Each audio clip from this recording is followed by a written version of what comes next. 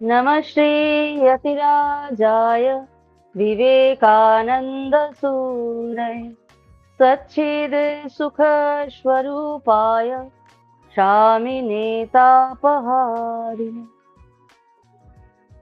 বেদান্ত মুক্তির বাণী এই বিষয়টি নিয়ে আমরা আলোচনা করছিলাম। বেদান্ত মুক্তির বাণী এটি স্বামীজির বাণী সংকলিত একটি পুস্তিকা। আচ্ছা, আমাদের বোধহয় 21 নম্বর পৃষ্ঠা চলছিল, তাই তো? মা 23 নম্বর পৃষ্ঠা। 23 নম্বর 23 নম্বর পৃষ্ঠা। আজকে বোধহয় আমাদের অদ্বৈত বেদান্ত যে পর্যায়টি ওটা শুরু হবে। হ্যাঁ মা।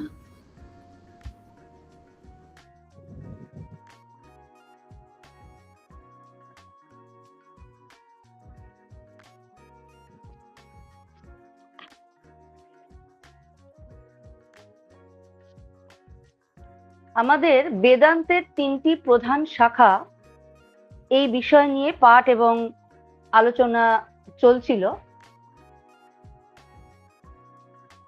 আজকে একটি নতুন বিষয় নিয়ে আলোচনা শুরু হবে। তার আগে আমি পূর্বদিনেরটা একটু আলোচনা করে নিচ্ছি বিষয়টি। পূর্বদিনের যে আমাদের আলোচনার বিষয়টি ছিল এবং পাঠটি ছিল, সেটি হচ্ছে স্বামীজি দ্বৈতবাদ, অদ্বৈতবাদ এবং বিশিষ্টাদ্বৈতবাদ সম্পর্কে কি বলছেন এই নিয়ে। অদ্বৈতবাদ বা বিশিষ্টাদ্বৈতবাদ সম্পর্কে স্বামীজি বলছেন যে এই দুটি মতবাদ, অদ্বৈতবাদ বা বিশিষ্টাদ্বৈতবাদ, তারা দ্বৈতবাদকে ভুল বলছেন না, কিন্তু এরা বলছেন যে অদ্বৈতবাদ হচ্ছে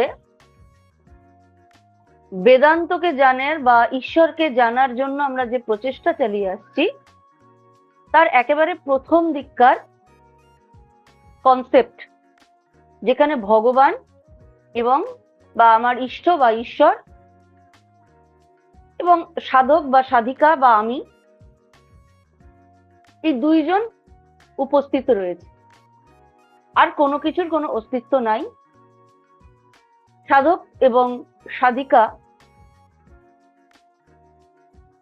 তাদের ইষ্টকে বা ঈশ্বরকে কখনো কেউ প্রভু হিসেবে, কেউ বন্ধু হিসেবে, কেউ সন্তান রূপে, কেউ বা সখা রূপে এইভাবে দর্শন করে এবং এই দর্শন এবং স্মরণ মরণ সুখ অনুভব করে। কেউ বাল গোপালের বিগ্রহ রেখে পূজা করেন, সেই বাল গোপালকে তিনি তার ইষ্ট রূপে পূজা করেন এবং তার মধ্যেই তার ঈশ্বর দর্শন হয় বা ইষ্ট দর্শন হয়, এবং এই বাল গোপালকেই নিজের সন্তান অথবা বন্ধু অথবা সর্ব জীবনের সার বলে তাকে আরাধনা করছেন। এবং এই যে আরাধনা, তাকে স্মরণ মনন করছেন, তাকে স্নান করাচ্ছেন, তাকে খাওয়া ভোগ নিবেদন করছেন, তাকে নিয়ে কখনো কখনো বেড়াতে যাচ্ছেন, এইগুলো করে তিনি আনন্দ পান, কারণ এই স্মরণ মনন এবং ওই রূপ দর্শন বা বিগ্রহ দর্শনের মধ্যে দিয়ে তার সুখ অনুভূত হয়। কিন্তু এটা বলছেন এটা প্রথম পর্যায়ের, এটা নিম্ন পথ নয়, প্রথম দিকটা। সুতরাং জ্ঞান বুদ্ধি অনুসারে জগৎ সম্বন্ধে ধারণা পোষণ করতে, সেটা যে ভ্রম ইত্যাদি যদি বলা হয়, সেটাকে বলছেন না যে ভ্রম, জগৎ মিথ্যা, ব্রহ্ম সত্য, এগুলো বলছেন না। বলছেন ব্রহ্ম সত্য, জগৎ সত্য, তিনি জগৎ হয়ে রয়েছেন এবং তিনি সর্বত্রই বিরাজ করছেন ইত্যাদি। এবং উচ্চতর স্তরে, যখন উচ্চতর স্তরে সাধক বা সাধিকা এগোচ্ছে বা যাওয়ার চেষ্টা করছে, তাকে অদ্বৈত থেকে দ্বৈতবাদ থেকে অদ্বৈতবাদের পথে হাঁটা শুরু করতে হবে, সেই দিকে এগোনোর পরিক্রমা শুরু করতে হবে। এখন প্রশ্ন উঠতে পারে আমার দ্বৈত ভাব ভালো লাগে। আমি ঈশ্বরের সন্তান, বা ঈশ্বর আমার সন্তান, বা তিনি আমার প্রভু, আমি তার দাস। এইভাবে আমার যদি ভাবতে ভালো লাগে, আমি যদি তাকে সেইভাবে ভালোবাসি, আমার ভালো লাগছে, আমি ওইভাবেই তাকে ডাকবো। আমি অদ্বৈতবাদের দিকে যাব না।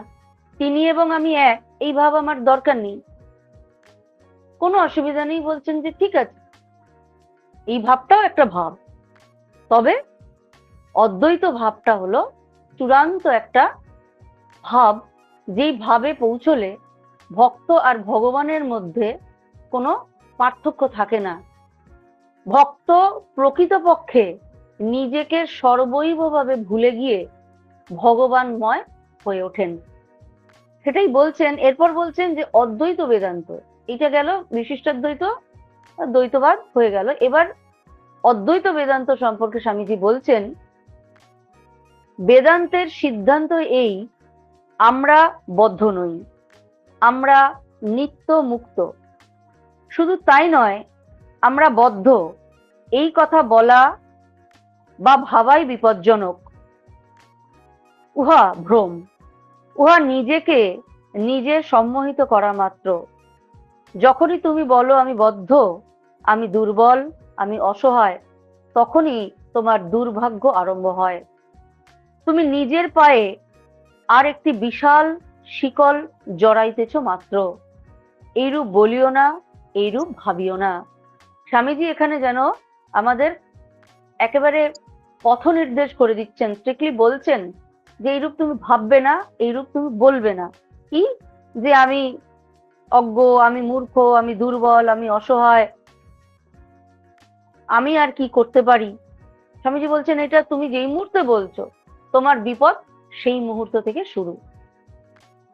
আমরা জানি এই প্রসঙ্গে স্বামীজির একটি ছোট গল্প। স্বামীজি যখন পরিব্রাজক বেশে ভারতবর্ষের বিভিন্ন প্রান্তে কপর্দক শূন্য হয়ে একেবারে সর্বত্যাগী সন্ন্যাসীর মতো সমস্ত ভারতবর্ষ পরিভ্রমণ করে বেড়াচ্ছেন, এবং ভারতবর্ষের রন্ধ্রে রন্ধ্রে যে আধ্যাত্মিকতা লুকিয়ে আছে সেটি উপলব্ধি করার চেষ্টা করছেন, সেই সময় স্বামীজিকে একদল বানর তাড়া করেছিল। এটি কাশীর খুব সন্নিকটের একটি ঘটনা, অর্থাৎ বেনারসের খুব সন্নিকটের একটি ঘটনা। একদল বানর স্বামীজিকে তাড়া করেছে। আমরা যারা কাশী বা বেনারসে গিয়েছি আমরা জানি সেখানে কিন্তু খুব এই বানর প্রজাতির খুব প্রাবল্য দেখা যায়, এবং তারা বিভিন্ন কারণে বিভিন্ন সময়ে তাদের মনের খেয়াল তারা মানুষকে তাড়া করে। স্বামীজি যাচ্ছেন, স্বামীজিকে প্রবলভাবে তারা স্বামীজির পিছু নিয়েছেন, এবং স্বামীজি ছুটছেন, তারাও তার পিছু নিচ্ছেন, তারাও ছুটছে। একটা সময় স্বামীজি ছুটতে ছুটতে হাঁপিয়ে পড়ছেন, কিন্তু দেখছে বাদরের দল তাকে কিন্তু তার পিছু ছাড়ছে না। স্বামীজি ভয়ে সন্ত্রস্ত হয়ে ভাবছেন কি করবে। সেই মুহূর্তে তাকে যেন কেউ একজন সজোরে একটা আঘাত করলেন, ভিতর থেকে আঘাত চাইলো, এবং স্বামীজিকে বলছেন তুমি ঘুরে দাঁড়াও, ফেস দ্য ব্রুটস, তুমি এই ব্রুটসদের মুখোমুখি হয়ে দাঁড়াও। এই ভয়টাকে তোমার জয় করতে হবে, এবং এই যদি তুমি ভয়টাকে জয় করতে পারো, তাহলে এই ভয়টা তোমার সারা জীবনের মতো কেটে যাবে। তুমি ঘুরে দাঁড়াও এবং এদের মুখোমুখি হও, পালিয়ে তুমি এদের থেকে বাঁচতে পারবে না। স্বামীজি সেই মুহূর্তে মনে হলো তাই তো, আমি তো সেই ব্রহ্মের সন্তান, আমি সেই শিব, আমি সেই নারায়ণ। অদ্বৈতের বাদ যে বলছে শিবহম শিবহম, আমি সেই নিত্য শুদ্ধ পূর্ণ পবিত্র আত্মা, সেই পরমাত্মা। আমি আমার এই দেহটার জন্য যেন আমি একটা ভ্রমিত হয়েছিলাম যে আমি সন্ন্যাসী, কপর্দক শূন্য সন্ন্যাসী, আমি দুর্বল, আমি অসহায়, এই বাদর থেকে আমাকে কেউ একটু রক্ষা করুক, সেইটা আমি ভাবছিলাম। আমাকে রক্ষা করবে কে? আমি জগতের সংসারকে সমস্ত প্রতিপালনের দায়িত্ব আমার, এই জগৎ সংসারটাই আমি। স্বামীজি ঘুরে দাঁড়ালেন এবং সেই বাদরগুলোকে একেবারে মুখোমুখি তাদের সঙ্গে স্বামীজি তাদেরকে ফেস করলেন এবং বাদরগুলোকে বিতাড়িত করলেন। কোনো কোনো সময় স্বামীজি সহায় সম্বলহীন এমনিই ছিলেন, তার উপরে খাদ্য নেই, সামান্য জল নেই, বিভিন্ন প্রান্তে ভারতবর্ষে তিনি ঘুরে বেড়াচ্ছেন। কখনো কখনো ক্ষুধায় তৃষ্ণায় একেবারে কাতর হয়ে গাছের তলায় বসে পড়ছেন। মনে হচ্ছিল বোধহয় এই বোধহয় আমার জীবন অবসান হলো, এই বোধহয় আমার শেষ দিন উপস্থিত। তারপরেই স্বামীজির মনে হচ্ছে যে আমি কি বলছি, আমার শেষ দিন আবার হতে পারে নাকি? আমি তো সেই অনন্ত আত্মা, আমিই তো সেই মুহূর্তে তিনি শিবোহম শিবোহম মন্ত্র নিজের মধ্যে উচ্চারণ করছেন এবং উঠে দাঁড়াচ্ছেন এবং মনে করছেন যে আমিই তো সেই। আমার আবার নিঃশেষ আছে নাকি? আমার যেমন সৃষ্টি নাই, তেমনি আমার নিঃশেষও নাই। এই অদ্বৈতবাদের সেই বাণী স্বামীজি তার বীজ মন্ত্র রূপে গ্রহণ করেছিলেন এবং সেখানে তারই প্রতিচ্ছবি আমরা দেখতে পাচ্ছি। স্বামীজি যখন এই বেদান্ত, অদ্বৈত বেদান্তকে ব্যাখ্যা করছেন, বলছেন যে তুমি কখনো মনে করো না তুমি অসহায়, তুমি কখনো মনে করো না তুমি বদ্ধ, তুমি দুর্বল, তুমি অসহায়। কারণ ওটা তুমি যেই মনে করবে, তোমাকে তোমার এই দুর্ভাগ্য, তোমাকে এই লুকিয়ে থাকা ভয় তোমাকে তাড়না করে ফিরবে। আমি এক ব্যক্তির কথা শুনিয়াছি, এবার স্বামীজি বলছেন আমি এক ব্যক্তির কথা শুনিয়াছি, তিনি বনে বাস করিতেন এবং দিবারাত্র শিবহম শিবহম উচ্চারণ করিতেন। একদিন এক ব্যাঘ্র তাহাকে আক্রমণ করিয়া হত্যা করিবার জন্য টানিয়া লইয়া যাইতে লাগিল। নদীর ওপর অপর পারের লোকে উহা দেখিল এবং শুনিল। সেই ব্যক্তির কণ্ঠ নিঃসৃত শিবহোম শিবহোম ধ্বনি। যতক্ষণ তাহার কথা কহিবার শক্তি ছিল, ব্যাঘ্রের কবলে পড়িয়াও তিনি শিবহোম উচ্চারণ করিতে বিরত হন নাই। এরূপ অনেক ব্যক্তির কথা শোনা যায়, এমন অনেক ব্যক্তির কথা শোনা যায় যারা শত্রু কর্তৃক খণ্ড বিখণ্ড হইয়াও তাহাকে আশীর্বাদ করিয়াছেন। সোহম সোহম, আমি সেই, আমি সেই, তুমি সেই। আমি নিশ্চয়ই মুক্ত পূর্ণ স্বরূপ। আমার সকল শত্রুও তাই, তুমিও তিনি, আমিও তিনি। ইহাই বীরের কথা। স্বামীজি বলছেন একটি ঘটনার কথা তিনি শুনেছিলেন যে কোনো এক স্থানে একটি ব্যাঘ্র একটি মানুষকে টেনে নিয়ে যাচ্ছে খাবে বলে, তার আহার হিসেবে সেই মানুষটাকে সে টেনে নিয়ে যাচ্ছে। নদীর অপর পারের মানুষরা তখনও দাঁড়িয়ে দেখছে, কিন্তু তাদের কিছু করার নেই। তারা এই পারে আস্তে আস্তে সেই ব্যক্তির প্রাণ নিঃশেষ হবে তারা জানে, কিন্তু তারা শুনতে পাচ্ছে, তারা দেখছে শরীরটাকে বাঘ ছিন্ন ভিন্ন করছে, টেনে নিয়ে যাচ্ছে, রক্তাক্ত হয়ে উঠছে সেই শরীর, কিন্তু তার মুখ থেকে বেরোচ্ছে একটাই শব্দ, শিবহম শিবহম। অর্থাৎ আমি সেই শিব, আমি সেই সৃষ্টিকর্তা, আমি সেই প্রলয়কর্তা, আমি সেই পালনকর্তা, আমি সেই। এই দেহটা তার কাছে তখন নশ্বর, একটা পঞ্চভূতের বস্তু, পঞ্চভূতে মিলিয়ে যাচ্ছে মাত্র, কিন্তু আমি সেই। এবং শুধু স্বামীজি বলছেন শুধুমাত্র এই এক ব্যক্তি নয়, বহু মানুষের ক্ষেত্রে এরকম এমন দেখা যায় যে চরম শত্রুর দ্বারা আক্রান্ত হয়েও, অত্যাচারিত হয়েও মুখ থেকে একটি শব্দ তাদের বেরোয়, সোহম, অর্থাৎ আমি সেই। আমরা এই প্রসঙ্গে জিসাসের কথা উল্লেখ করতে পারি। তাকে যখন ক্রুসিফাইড করা হয়েছে, দুটি চোরের মাঝখানে তাকে ক্রুশবিদ্ধ করে ঝুলিয়ে রাখা হয়েছে, সেই নির্মম এক দৃশ্য সেটি, কিন্তু জিসাসের মুখে সেই হাসি, তার মাথায় কাটার মুকুট পরানো হয়েছে, সেখান থেকে ঝরঝর করে রক্ত পড়ে তার সুন্দর মুখখানি একেবারে রক্তাক্ত হয়ে উঠেছে, বুক বেয়ে রক্ত পড়ছে, দুহাতে তার পেরেক পুঁতে দেওয়া হয়েছে, বুকে পায়ে তার পেরেক একেবারে বিদ্ধ করে ঢুকিয়ে দেওয়া হয়েছে। কিন্তু তার মুখে সেই প্রশান্তির হাসি, এবং তিনি বলছেন, হে পিতা, ওরা জানে না ওরা কি করছে, তুমি তাদের ক্ষমা করো, তুমি ওদের ক্ষমা করো, কারণ ওরা আর আমি পৃথক নই। ও যারা আমাকে এই শরীরটার উপর অত্যাচার করছে তারা এবং আমি অভিন্ন, তারাও তোমার সন্তান, আমিও তোমার সন্তান।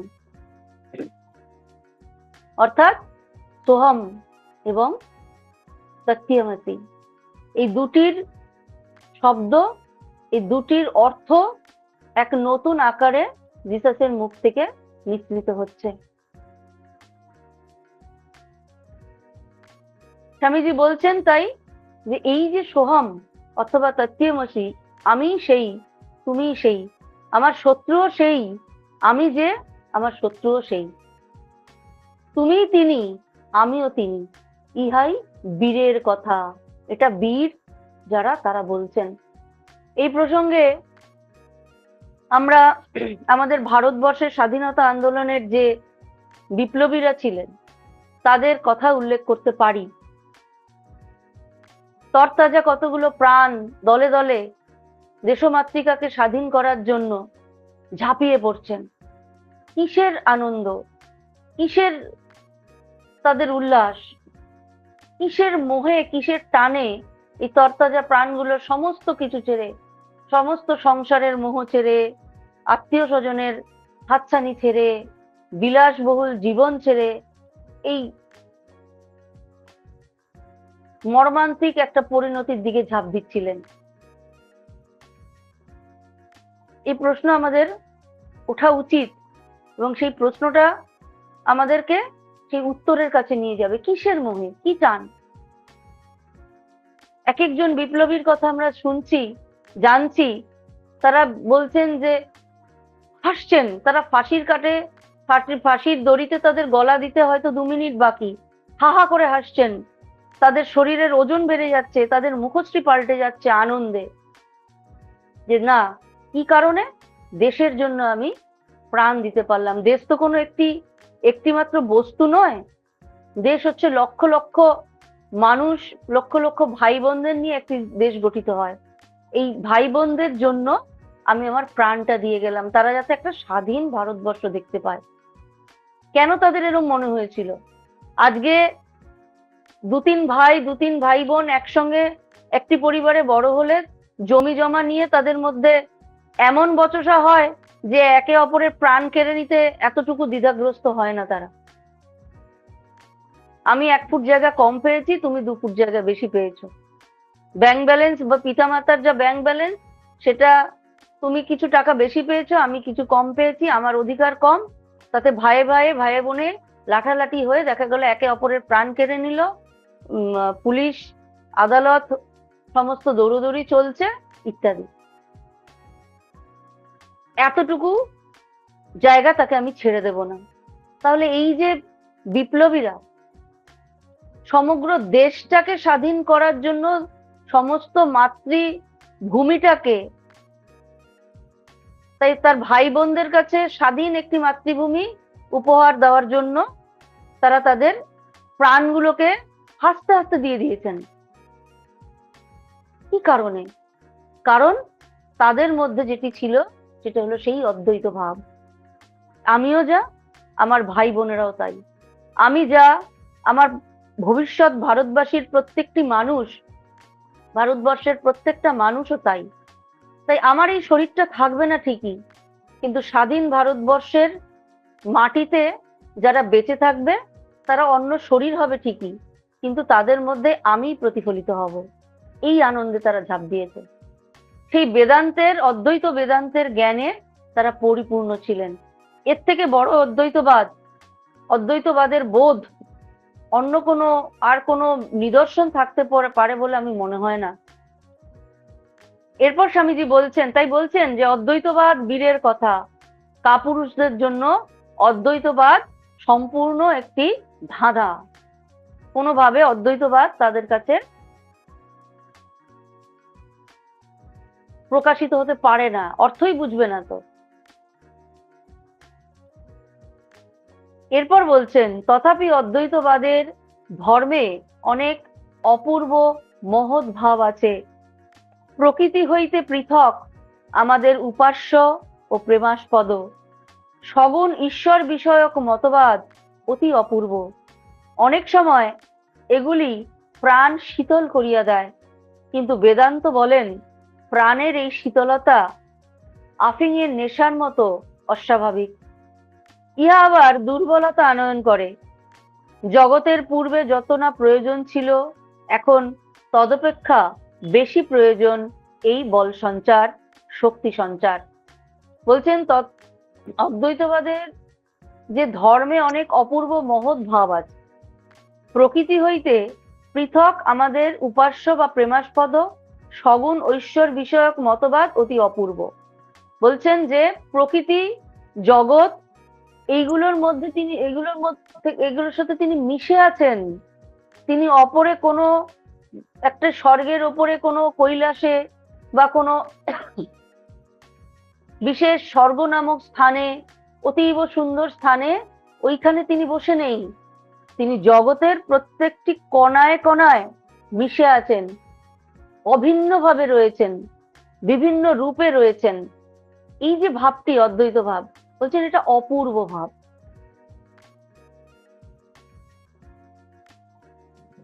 যখন একটি ছোট্ট শিশু প্রথম স্কুলে যায়, বাবা মার হাত, স্কুলের গেটে বাবা মার হাতটি ছেড়ে স্কুলের গেটটি গন্ডি পার করে ছোট্ট ছোট্ট পায়ে সে স্কুলের ভেতর ঢুকছে। এই যে স্কুলের ভেতর ঢুকছে, তাকে সে কিন্তু একা ঢুকছে না। কারণ বেশিরভাগ ক্ষেত্রে সে জানে এই যে জগৎটার থেকে আমি এলাম, বাবা মার হাতকে ছেড়ে যে জগতে আমি এখন ঢুকতে যাচ্ছি, যে স্থানটিতে ঢুকতে যাচ্ছি, সেখানে আমার বাবা মার কোনো স্পর্শ নেই।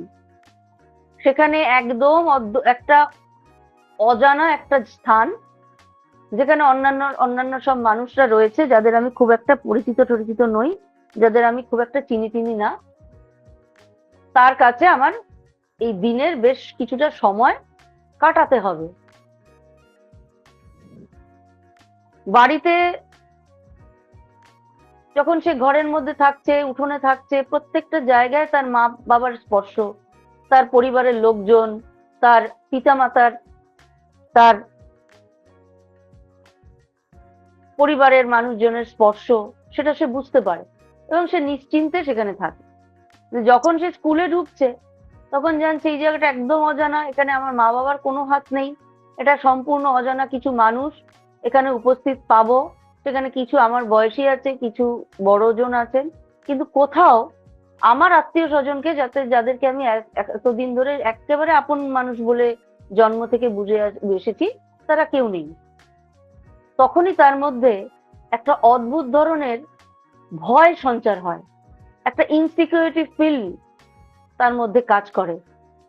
কি হবে, এই তো একটা অজানা জায়গা, ইত্যাদি ইত্যাদি।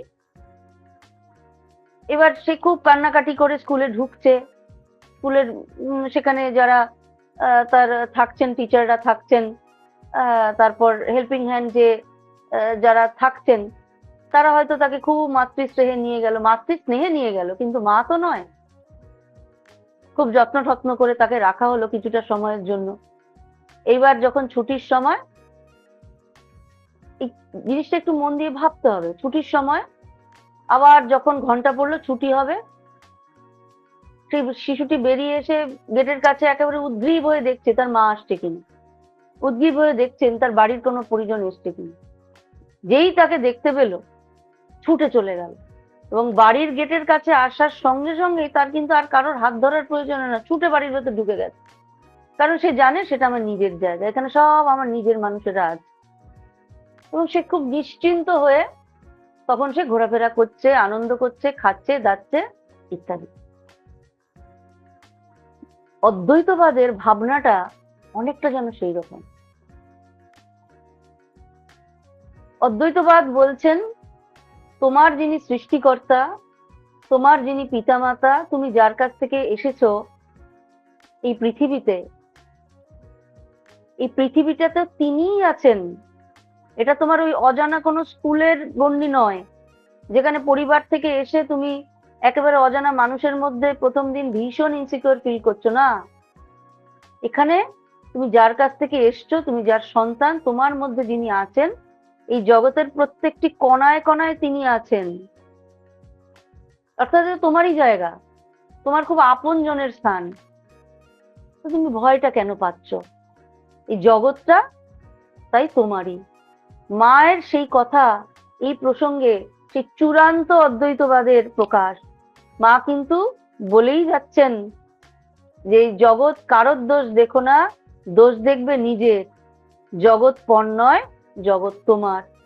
এই অদ্বৈতবাদের চূড়ান্ত কথাটা মা কিন্তু সুন্দর সাবলীল ভাবে বলে ফেলেছেন। আমরা এর অর্থ অত বুঝি না, কিন্তু এটি হচ্ছে প্রকৃত অদ্বৈতবাদের সত্যতা। জগৎ তোমার। তুমি যার কাছ থেকে এসেছিলে তার হাতটি তোমাকে এখানেও চারিদিক থেকে আগলে রয়েছেন, কারণ এই জগৎটা তারই। জগতের প্রত্যেকটা কণায় তার প্রকাশ। হয়তো রূপ ভিন্ন, তুমি তাই ভয় পাচ্ছ, কিন্তু তুমি একটু যদি চিন্তা করো, একটু অদ্বৈত ভাব নিয়ে ভাবো, দেখবে তোমার পিতা মাতাই সেখানে বিভিন্ন রূপে প্রকাশিত হয়ে আছেন। তাই ওই ছোট্ট বাচ্চাটির মধ্যে মতো স্কুল বিল্ডিংটায় বাবা মায়ের কোনো ছোঁয়া নেই, বাড়িতেই একমাত্র পিতামাতার ছোঁয়া আছে, এই ভাবটি থেকে স্বামীজি বেরোতে বলছেন। তুমি যেখান থেকে এসছো সেটিও তার, তোমাকে যিনি পাঠিয়েছেন এবং যেখানে পাঠিয়েছেন সবটা তিনি। তাই তুমি নির্ভীক হও, বীর হও, নির্ভয়ে তুমি এগিয়ে চলো। এরপর স্বামীজি বলছেন,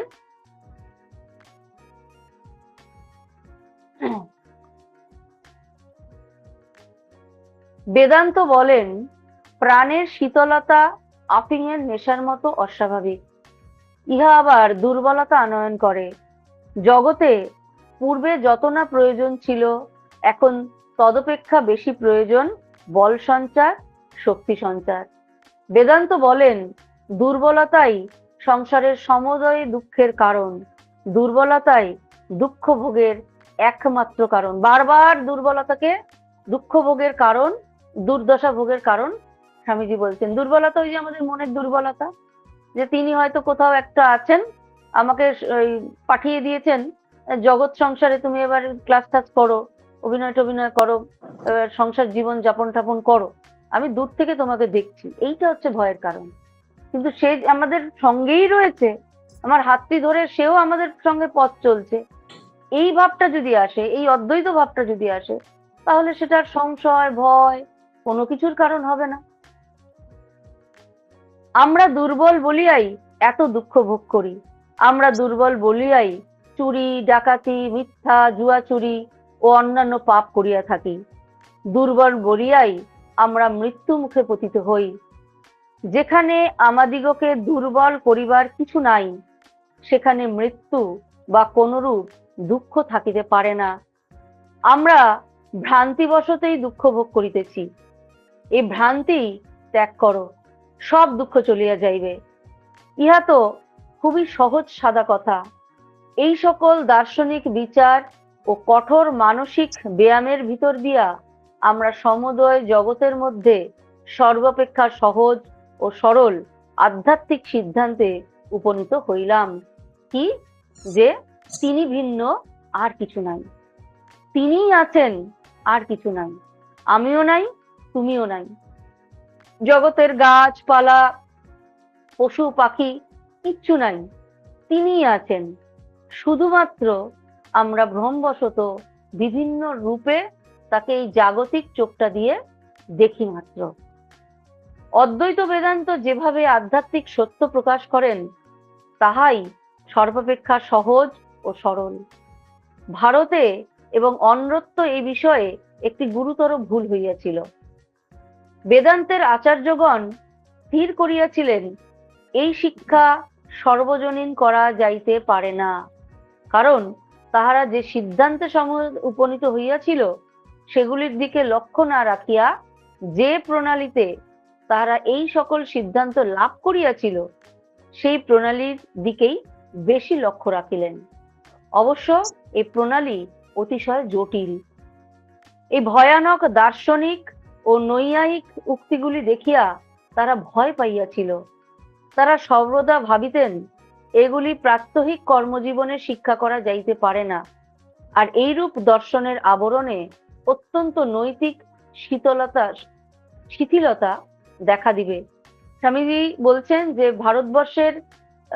ভারতবর্ষের তথা কিছু কিছু দেশে এই অদ্বৈতবাদকে সযতনে যেন সেই শিকে তুলে রাখা হয়েছিল। কারণটা কি?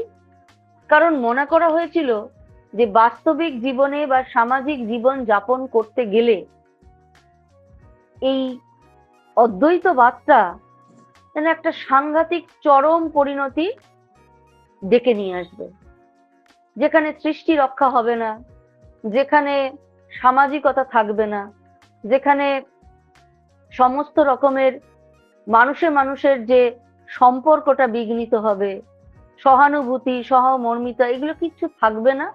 এবং প্রকৃতপক্ষে জগৎ সংসার বা এই যে আমাদের একটা সামাজিক গঠন, সেটা বিঘ্নিত হবে। এবং এই মনে করেই এই অদ্বৈতবাদটিকে যেন ধর্মের থেকে, আধ্যাত্মিকতা থেকে একটু দূরে সরিয়ে রেখে বলা হয়েছিল সাধারণ মানুষের জন্য এটা নয়। সাধারণ মানুষ দ্বৈত ভাব পূজা টুজা করো বাপু, তুমি আরাধনা করো এবং মনে করো সিংহাসনে যিনি বসে আছেন তিনি তোমার ইষ্ট, এবং তিনি বিভিন্ন রূপের বিগ্রহ হতে পারে, কিন্তু তাকেই তুমি শ্রদ্ধা দেখাও এবং তার কাছে তুমি নতজানু হয়ে থাকো, এবং তাকে যারা উপাসনা করে তুমি বাপু তাদের একটু উপাসনা করো। এইভাবে একটা স্থানে তাদেরকে একটা একটা বিশেষ পদ্ধতির মধ্যে দিয়ে অদ্বৈতবাদকে সাধারণ মানুষের কাছ থেকে দূরে রাখার চেষ্টা চলেছিল। এবং তার কারণও উল্লেখ করছেন স্বামীজি, বলছেন এই অদ্বৈতবাদের বোধ যে পদ্ধতিতে লাভ হয়েছিল সেই পদ্ধতিটিকে খুব জটিল বলে মনে করা হলো, এবং এই জটিল বলে মনে করেই তাকে আর সাধারণ মানুষের কাছে প্রকাশিত করা হলো না। এবং এই ভয়ানক দার্শনিক ও নৈয়ায়িক উক্তিগুলি দেখিয়া তারা ভয় পাইয়া গিয়েছিল। অদ্বৈতবাদ বলছেন তুমিই ব্রহ্ম, তোমাকে কোনো মন্দির মসজিদে যেতে হবে না, তোমার কারোর উপাসনা করতে হবে না, তুমি শুধু মানুষের উপাসনা করো, তুমি অমৃতের পুত্র, তোমার আবার ভয় কি? তোমাকে কোথাও যেতে হবে না, শুধু তুমি আত্মজ্ঞান লাভ করো, তোমার অন্তরে যিনি বসে আছেন তাকে শুধু জানো, এবং সে আর তুমি স্বরূপত এক, তুমি এইটুকু জানো। এবং সেই যে বাণী, যে তত্ত্বমসি, তুমি সেই, এবং তুমি সেই, যখন গুরু বলছেন শিষ্যকে যে তুমিই সেই, সোহম, আমি সেই, তাহলে গুরুও কেউ থাকছে না, শিষ্যও কেউ থাকছেন না, এবং তার ফলে সামাজিক গঠন নষ্ট হবে বলে তাদের মনে হয়েছিল, এবং একটা ভয়াবহ পদ্ধতিতে বলে তারা সেটাকে মনে করলো। তাহলে তো উচ্চ নীচ বিচার থাকবে না, তাহলে তো বর্ণভেদ থাকবে না। এই উপলব্ধি যদি মানুষের মধ্যে স্তরে পৌঁছে যায়, সাধারণ মানুষের স্তরে পৌঁছে যায়, তাহলে তো শ্রেষ্ঠ বলে আলাদা কাউকে বিশেষ পদমর্যাদা দেওয়া যাবে না। তাই সেটিকে সাধারণ মানুষ থেকে যেন একটা গূঢ় তত্ত্ব বলে সম্পূর্ণরূপে আড়ালে রেখে দেওয়া হয়েছিল।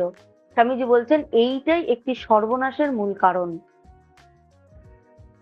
কারণ যখনই কোনো মানুষকে বা কাউকে বলা হবে, একটা পশু পাখিকেও বলা হবে তুমি হীন, তুমি হত দরিদ্র, তুমি অসহায়, তুমি অনাহারী, তুমি দরিদ্র, তুমি চোর, তুমি ডাকাত, তোমার মধ্যে মনুষ্যত্ব নেই, এইগুলো যখনই বলা হবে এবং বারংবার বলা হবে, তখন সে তাকে সেইটি ভাবতেই শুরু করে দেবে। তার মধ্যে তার কখনোই জাগরিত হবে না যে আমিও সেই ঈশ্বরের সন্তান বা আমি সেই ইষ্ট যাকে আমি আরাধনা করছি। পৃথিবীর বহু দেশে ধর্ম বিপ্লব হয়েছে, আমরা জানি। ধর্ম বিপ্লবের কারণ কি? ওই উচ্চ নিচ ভেদাভেদ।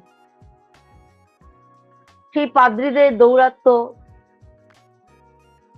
চার্চে ঢুকতে পারবে না যারা নিচু, যাদের অর্থ কম। যাদের অর্থ আছে তারা সমানে পাপ করবে এবং তাদের জন্য স্বর্গের টিকিট পাদ্রীরা রেখে দেবেন।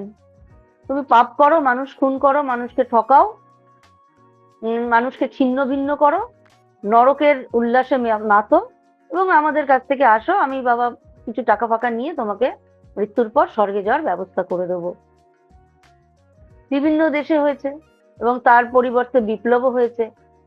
আমাদের ভারতবর্ষও বারংবার হয়েছে এবং তার বিরুদ্ধে বিপ্লবও হয়েছে।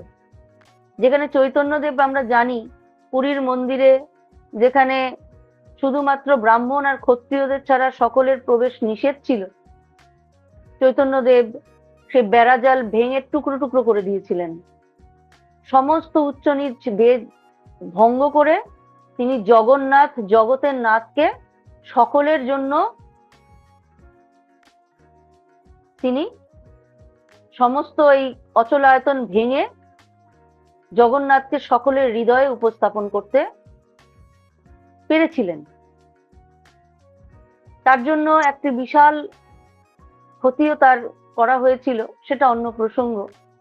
কিন্তু জগতের নাথ জগন্নাথ, যিনি সর্বত্র বিরাজ করছেন, মুচির ঘরে, ম্যাথরের ঘরে, জেলের ঘরে, ব্রাহ্মণের ঘরে, সর্বত্র তিনি আছেন, তিনি ছাড়া আর কিছু নাই, এই বোধটা সংকীর্তনের মাধ্যমে চৈতন্যদেব ছড়িয়ে দিতে পেরেছিলেন। রথের দড়ি, যেখানে বছরে একবার জগতের নাথ তার মন্দির ছেড়ে পথে আসেন, সেই রথের দড়ি টানার অধিকার ছিল না, দেখার পর্যন্ত অধিকার ছিল না নিচু জাতের, যাদের বলা হতো যে নিচু জাত, মুচি, ম্যাথর ইত্যাদি, তারা দূর থেকে তাদের প্রাণের জগন্নাথকে লুকিয়ে লুকিয়ে একটু দর্শন করতেন। আর রথের দড়ি স্পর্শ করা তো দূরস্থ। সেই বেড়াজাল চৈতন্যদেব ভেঙে দিলেন, ভেঙে দিয়ে বললেন যে জগতের নাথ জগন্নাথ, যার মধ্যে আমরা সকলেই বিরাজ করছি এবং তিনি আমাদের সকলের মধ্যে বিরাজ করছেন। সেখানে কতগুলো আমাদের তৈরি করা মানবিক কতগুলো বাঁধন, মানবিক কতগুলো ভেদাভেদ তৈরি করে জগতের নাথের থেকেই তার সন্তানদেরকে দূরে রাখার কোনো অধিকার কিছু সংখ্যক মানুষের নেই। এর থেকে বড় অদ্বৈতবাদ আর তো কিছু হতে পারে না। কিন্তু ওই সমাজ যারা গঠন করেছিলেন, সেখানে হয়তো কোনো কারণে, হয়তো কোনো ভাবে তাদের একটা ভয় কাজ করেছিল যে হয়তো সামাজিক গঠন তাতে বিঘ্নিত হবে এবং অদ্বৈতবাদকে তাই গোপনে রাখার একটা পরিকল্পনা তারা করেছিলেন। এরপর স্বামীজি বলছেন,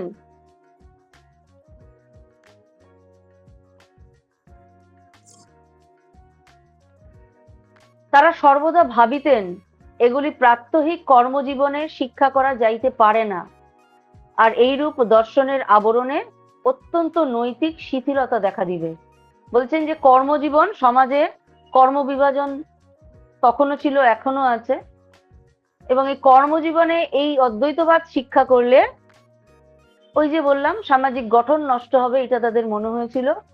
এইরূপ দর্শনের আবরণে তারা অত্যন্ত একটা নৈতিক শিথিলতা দেখা দিয়েছিল, যেখানে ন্যায় নৈতিক কথা বলছে যে ঈশ্বরের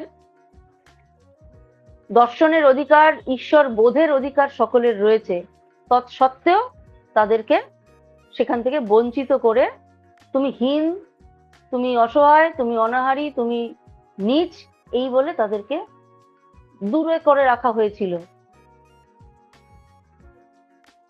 এইভাবে অদ্বৈতবাদকে কোনো ক্রমে কোনোভাবে এবং বিভিন্ন যুগ ধরে একটু যেন আমাদের থেকে দূরে রাখা হয়েছিল। তা আমরা এখন এই মুহূর্তে দাঁড়িয়ে স্বামীজি যে বলছেন যে অদ্বৈতবাদ সকলের জন্য, অদ্বৈতবাদ শুধুমাত্র গুটি কয়েক মানুষের জন্য নয়, সেই অদ্বৈতবাদকে যদি আমরা নিজেদের হৃদয়ে ধারণ করতে পারি, সেই অদ্বৈতবাদের নিয়ে সামান্যটুকু ভেবে, সামান্যটুকু মেনে যদি আমরা এগোতে পারি, তাহলেই প্রকৃতপক্ষে ঈশ্বর সাধনা সম্ভব। অদ্বৈতবাদ বলছেন না কখনো যে তুমি যে বিগ্রহর সামনে মাথা নত করছো, যে বিগ্রহকে তুমি পূজা অর্চনা করছো, তাকে তুমি আর করো না, কখনো বলছেন না। তুমি যে ধর্মগ্রন্থ পাঠ করছো সেটা তুমি বাদ দাও, কখনো বলছেন না। কিন্তু বলছেন তুমি যা পাঠ করছো, যার আরাধনা করছো, তাকে তার নিজের আপন জীবনে সেটি প্রতিফলিত করো। তোমার কর্মে, তোমার চরিত্রে, তোমার ধর্মে, তোমার বিশ্বাসে, সর্বত্র তা যেন প্রতিফলিত হয়। এটাই অদ্বৈতবাদ বলছেন, আর কিছু নয়। আজকে এই পর্যন্ত। যদি কারোর কিছু প্রশ্ন থাকে তোমরা করতে পারো।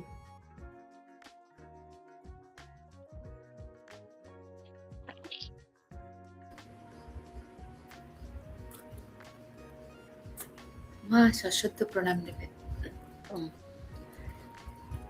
মা, তখন সেই যুগে আচার্যগণ স্থির করেছিলেন যে শিক্ষা সার্বজনীন, অদ্বৈতবাদ যদি সার্বজনীন করা হয় তাহলে অনেক সিদ্ধান্ত ভুলে যেতে পারে। কিন্তু আজকেও তো এটা খুব বেশি মানে গুরুত্ব দেওয়া হয় না, কারণ এত মঠ মিশন মন্দির সবকিছু তো মানে দ্বৈতভাবে পুজো চলছে। তবে হ্যাঁ, ওই মানুষের মধ্যে যে ভালোবাসা, মানুষের মধ্যে যে ঈশ্বর আছেন, এটা অনেক অংশে হয়তো প্রকাশ পেয়েছে, মানুষ অনেক বুঝতে পারছেন। দেখো, অদ্বৈতভাবের যে ব্যাপারটি, এটি আমি যদি এখন আমাদের একটা দীর্ঘদিনের সংস্কার, দীর্ঘদিনের একটা বিশ্বাস, এটা যুগ যুগ ধরে, এবং তুমি বলতে পারো এটি আমাদের মানে জেনারেশন অনুযায়ী একটা বিশ্বাস গেঁথে গিয়েছে যে ঈশ্বর আছেন, তিনি আমাদের পালনকর্তা, তিনি আমাদের সৃষ্টিকর্তা, তিনি সর্বশক্তিমান এবং তিনি নিত্য, এবং তার কাছে আমাদের মাথা নত করতে হবে। এটা আমাদের বিশ্বাস। এই মাথা নত করাটা ভক্তিতে হবে, ভালোবাসায় হবে, না ভয়ে হবে, সেইটা আমাদের ভাবা দরকার। আমরা ভয়ে তার কাছে মাথা নত করব, না ভালোবাসায় তার কাছে মাথা নত করব? যদি ভালোবাসায় মাথা নত করি এবং ভালোবাসায় মাথা নত করে ভালোবাসায় তার প্রতি আমরা যদি আমাদের হৃদয়ের ভক্তি তার চরণে দিতে চাই, তাহলে সেটা প্রকৃত অদ্বৈতবাদের ভাবনা হবে। ধরো পিতা মাতা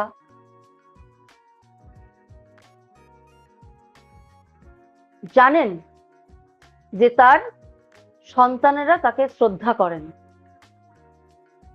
এটা পিতামাতা জানেন, এবং সন্তানেরাও জানে যে পিতামাতা তাকে স্নেহ করে। এটা বারবার করে বলার দরকার হয় না।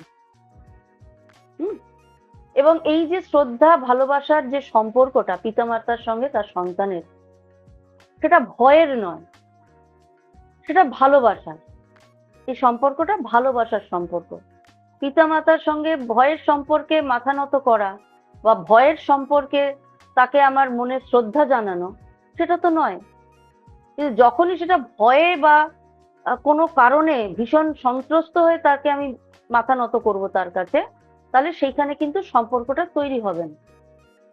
সন্তান জানে আমি আমার পিতামাতারই অংশ এবং আমি তাই তাকে ভালোবাসি, এবং এটা তার জন্মগত শ্রদ্ধা করি, ভালোবাসি। কিন্তু যখনই তোমাকে বলা হলো না তুমি পিতামাতার থেকে আলাদা, তুমি কিন্তু এদের কেউ নও, এরা দয়া করে তোমার কাছে তোমাকে এই বা এখানে থাকতে দিয়েছেন, খেতে পড়তে দিচ্ছেন, বড় করছেন। তুমি যদি তাদের কথা মতো না চলো, যে কোনো মুহূর্তে তোমাকে এখান থেকে বার করে দেবে। এটা হচ্ছে ভয় হবে। তখন বলবে না আমি ভীষণ শ্রদ্ধা করি, ভীষণ ভালোবাসি। এটা হচ্ছে ভয়ের ভালোবাসা হবে। ভক্তির ভালোবাসা আর ভয়ের ভালোবাসার মধ্যে এটা পৃথক। এইবার অদ্বৈতবাদ বলছে যে তোমার পিতা তোমাকে ভালোবাসবেন, কারণ তুমি তার থেকে পৃথক নও, এই বোধে উপনীত হও। এবার তুমি তোমার ইষ্টকে, যাকে তুমি ভালোবাসছো, যার থেকে তুমি এসছো, তাকে তুমি পিতা রূপে ভালোবাসতে পারো, তার জন্য তুমি তাকে মাতা রূপে ভালোবাসতে পারো, সন্তান রূপে, যে কোনো ভাবে তুমি ভালোবেসে তার প্রতি, তার কাছে তুমি যেতে পারো। মঠ মিশন মন্দিরগুলো তারই একটি বিগ্রহ রূপে, একটা বিগ্রহ সেখানে রাখা হয়, পট রাখা হয়, যে এই হচ্ছেন তোমার ইষ্ট, এই হচ্ছেন তিনি, যার যার থেকে তুমি এসেছো, যার কাছে এসেছো, যার থেকে এসেছো, যার মধ্যে তুমি বাস করছো। এবার তুমি তাকে, তুমি যদি তার ধর্ম অনুসারে সৎ জীবন যাপন করো, তবে তিনি তোমাকে ভালোবাসবেন। আর যদি নাই করো, তবেও তিনি তোমাকে ভালোবাসবেন। তুমি যদি তাকে বিশ্বাস করো, তবেও তিনি তোমাকে ভালোবাসবেন। আর যদি না করো, তবেও তোমাকে তিনি ভালোবাসবেন। এই যে বোধটা, এই বোধটা দেওয়ার জন্য মঠ মিশনের মন্দিরের প্রতিষ্ঠা।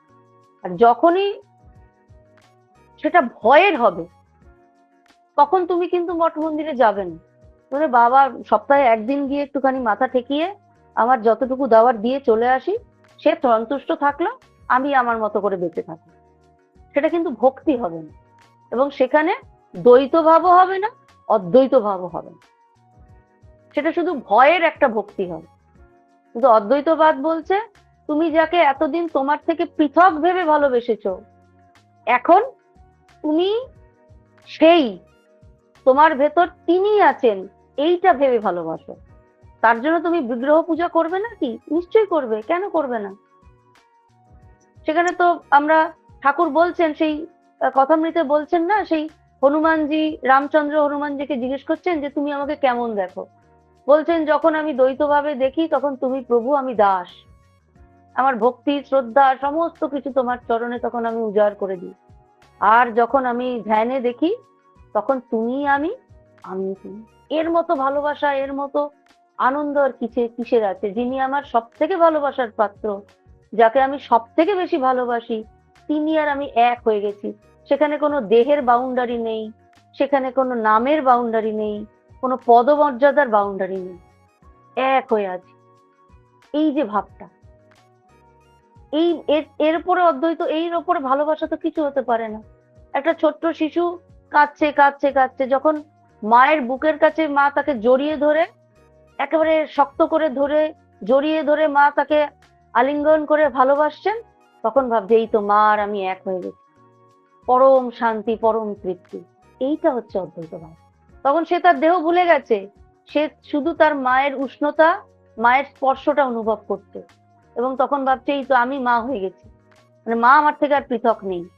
এইটা, এই যে আনন্দটা, এই যে ভালোবাসাটা, এইটা হচ্ছে অদ্বৈতবাদ। কেমন? খুব সুন্দর মা।